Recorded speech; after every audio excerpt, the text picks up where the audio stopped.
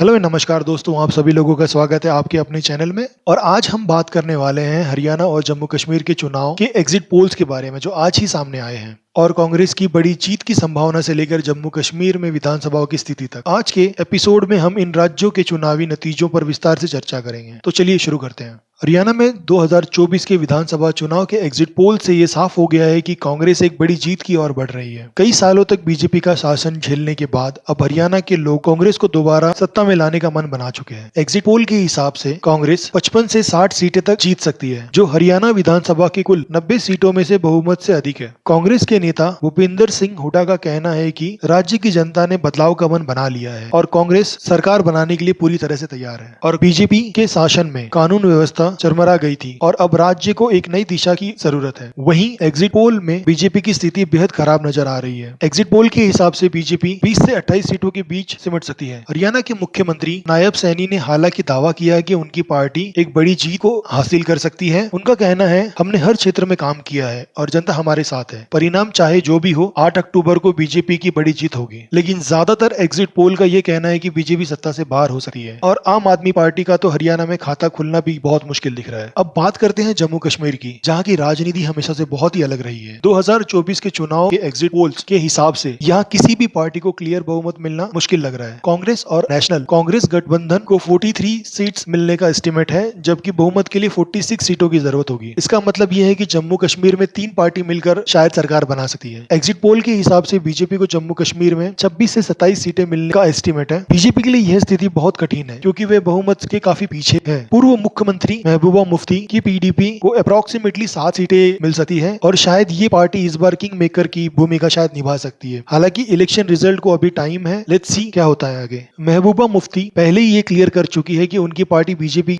के साथ गठबंधन नहीं करेगी। वहीं पीडीपी ने एक तरफ कांग्रेस और नेशनल कांग्रेस को ये संदेश दिया है कि अगर वे पीडीपी के कश्मीर मुद्दे को सहमति देते हैं तो पीडीपी का उनको समर्थन मिल सकता है। महबूबा मुफ्ती ने एक प्रेस कॉन्फ्रेंस में कहा, अगर कांग्रेस और नेशनल कांग्रेस हमारी कश्मीर मुद्दे पर सहमत होते हैं तो हम चुनाव में उनके साथ सीटें साझा करने को तैयार हैं। अगर ये गठबंधन पीडीपी का समर्थन पाता है तो कांग्रेस और नेशनल कांग्रेस गठबंधन बनाकर सरकार में आ सकते हैं। लेकिन यहाँ एक बड़ी अड़चन ये है कि नेशनल कांग्रेस और पीडीपी के बीच ऐतिहासिक रूप से भारी विरोध रहा है। अगर हम 2014 के चुनाव की ओर नजर डालें तो उस समय भी जम्मू कश्मीर में कोई स्पष्ट बहुमत नहीं था। उस समय बीजेपी और पीडीपी ने गठबंधन किया था, लेकिन यह गठबंधन ज्यादा दिन नहीं टिक सका और 2018 में यह गठबंधन टूट गया। इसके बाद जम्मू कश्मीर को केंद्र शासित प्रदेश में बदल दिया गया था। हरियाणा की राजनीति में कुछ प्रमुख चेहरे जो इस बार चुनाव में भाग ले रहे हैं, जैसे भूपिंदर सिंह हुड्डा जो कांग्रेस के प्रमुख नेता है और ये अपने गृह क्षेत्र से चुनाव लड़ रहे हैं। वहीं बीजेपी की ओर से मुख्यमंत्री नायब सिंह सैनी अंबाला से चुनाव मैदान में उतरे हैं। इसके अलावा